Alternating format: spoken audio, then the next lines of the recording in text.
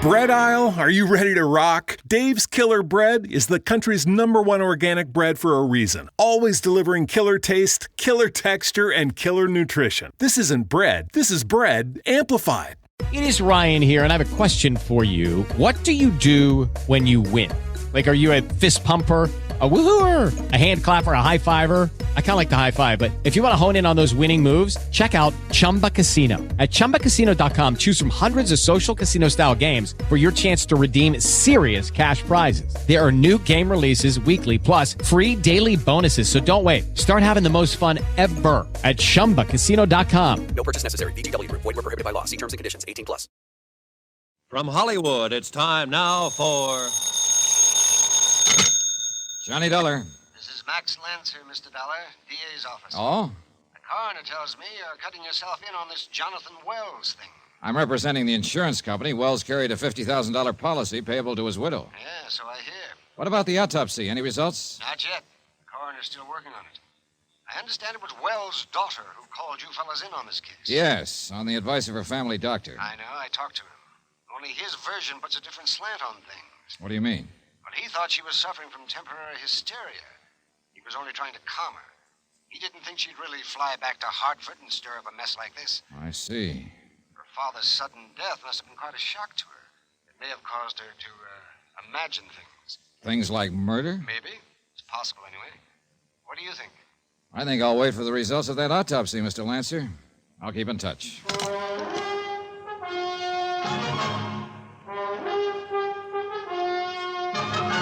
Tonight and every weekday night, Bob Bailey in the transcribed adventures of the man with the action-packed expense account, America's fabulous freelance insurance investigator. Yours truly, Johnny Dollar.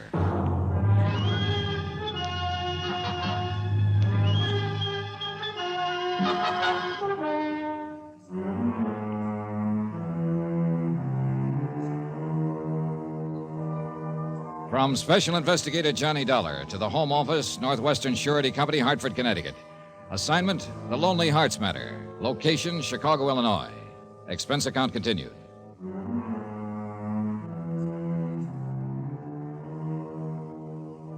Item 6, $2.10 for a late lunch at my hotel.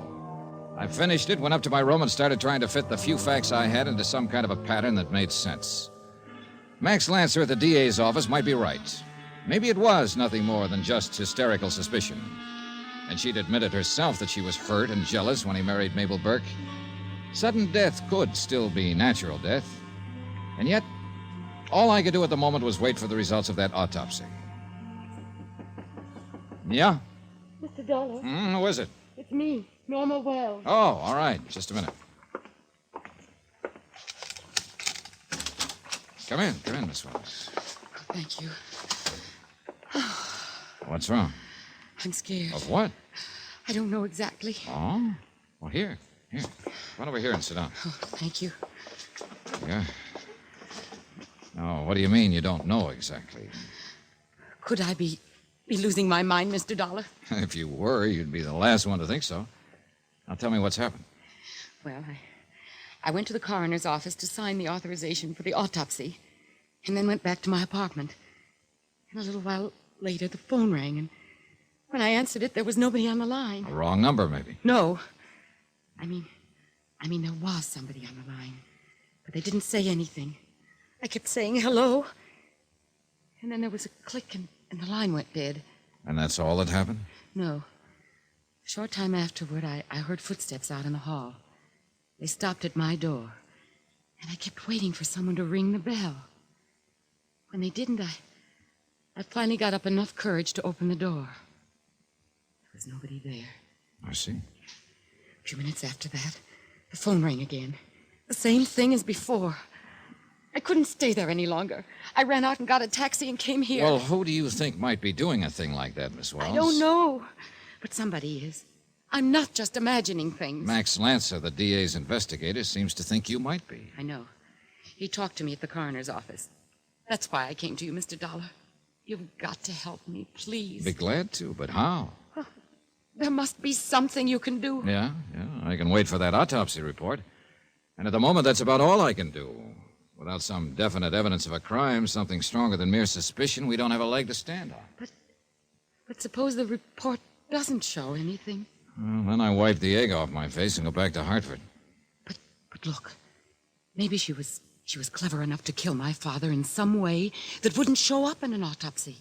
Such as? I don't know.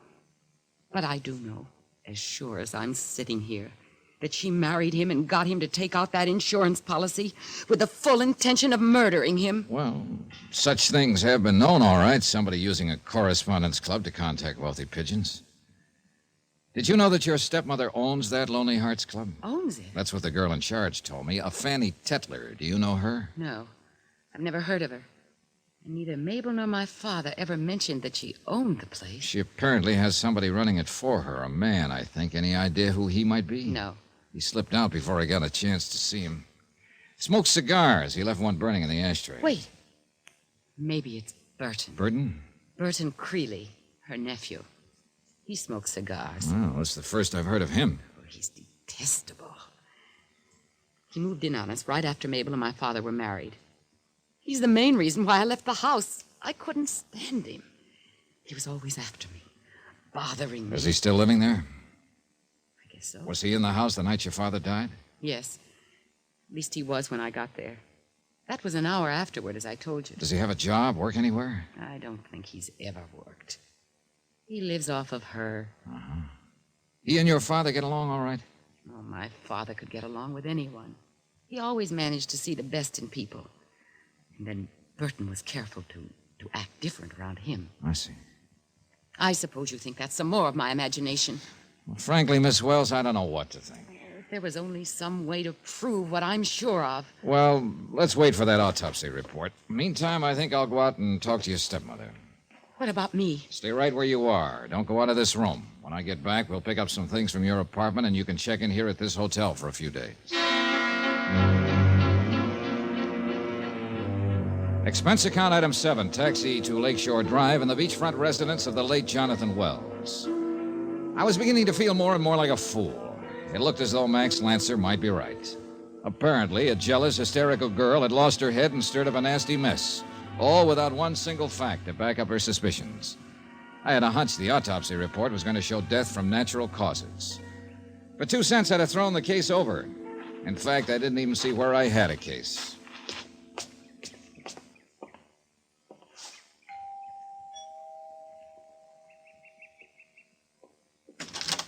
Good afternoon, young man. How are you? How do you do? Are you Mrs. Wells? Yes, that's right. Is there something I can do for you? My name is Dollar, Johnny Dollar. I'm representing the company that holds the insurance policy on your late husband's life. Oh, well, you must be mistaken. Mr. Morningby represents that company, young man. Mr. Matthew R. Morningby. Mr. Morningby is the local agent. I'm from the home office in Hartford, Connecticut. Oh, I see. Yes, I have my credentials right here if you'd like to see. Oh, no, that isn't necessary. I always judge people by their faces. And you have an honest face, Mr. Dollar. Thank you. I wonder if I could ask you a few questions, Mrs. Wells. Well, I suppose so. I know this must be painful for you, and I'll try to be as brief as possible. Oh, well, now, don't you worry about me. I'm all right. Of course, I miss Jonathan and all that. He was a terribly nice man, terribly. But I think of death as just being a doorway to a greater and more glorious life. Well, that's one way of looking at it. You just come right in, young man, and ask all the questions you're a mind to. Thank you. You come right in here, and we'll sit down and have a nice chat. Oh, this is a very attractive house, Mrs. Wells. Oh, yes, I think so, too. Jonathan built it years ago. He and his first wife lived here, you know. Of course, I've changed the drapes and things. Just some of the little things sit right down there now. Thank you. And his daughter, too. She lived here the first month we were married, and then she moved into town.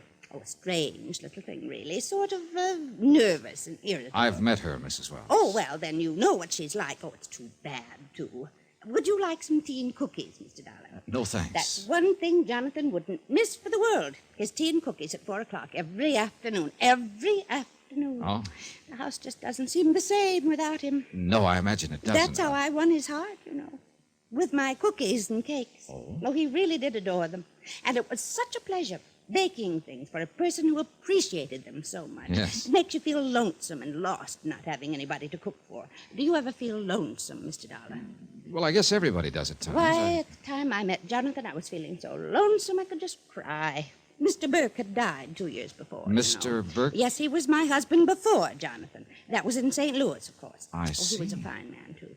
Walter Mabley Burke. Tall and handsome and impressive looking. Just like his name sounds. And a perfect picture of health. Right up to the day he died. His death was sudden, unexpected? Oh, yes. A complete surprise. Acute indigestion, the doctor called it. Of course, I don't think he was quite as thoughtful as Jonathan. Jonathan was always so considerate. And he was a... Oh, my gracious, here I go, just rambling on and on.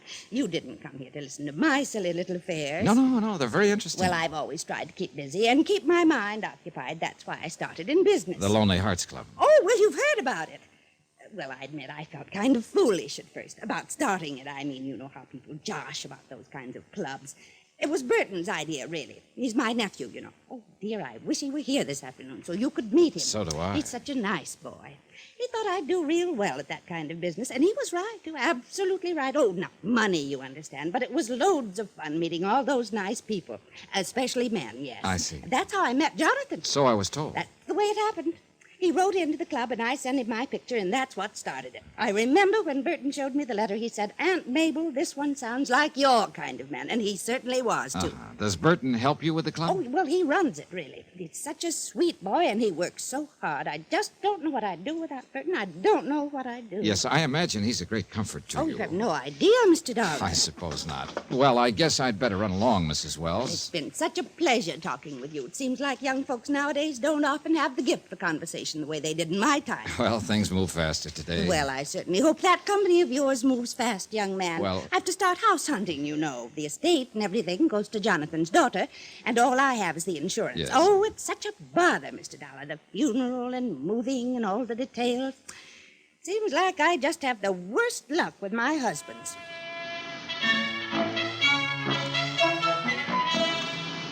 I walked out of there groggy, my head spinning. No wonder Norma Wells was nervous and hysterical. I felt that way myself after only a few minutes of it. And I still had no case, not one piece of evidence.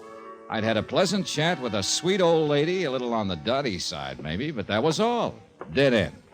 Max Lancer from the DA's office was waiting for me in the hotel lobby. You'll notice I'm holding my hat in my hand, Mr. Dollar. How come? It's a symbol of humility. You were right all along. According to the coroner's report, Jonathan Wells died from a dose of ground glass. So it's murder after all.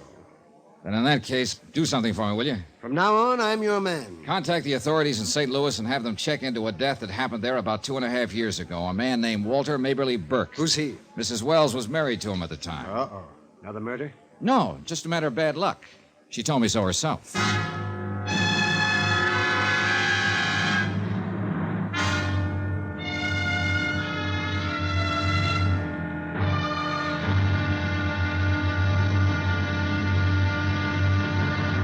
Now here's our star to tell you about tomorrow's intriguing episode of this week's story. Tomorrow, a strange attack, a scared girl, a hunt in the dark, and 13 knots make a noose.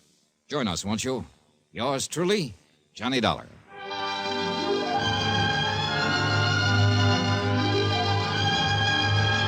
Yours truly, Johnny Dollar, starring Bob Bailey, is transcribed in Hollywood. Written by Les Crutchfield, it is produced and directed by Jack Johnstone.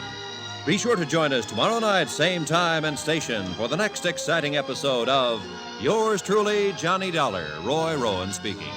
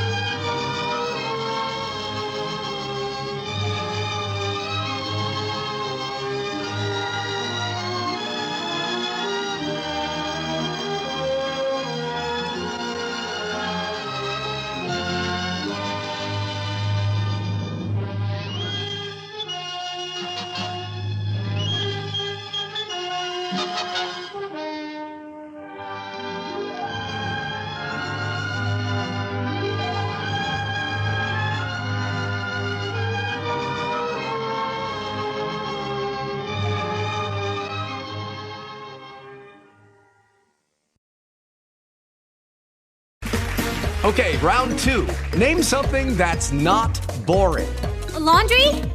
Ooh, a book club. Computer solitaire, huh?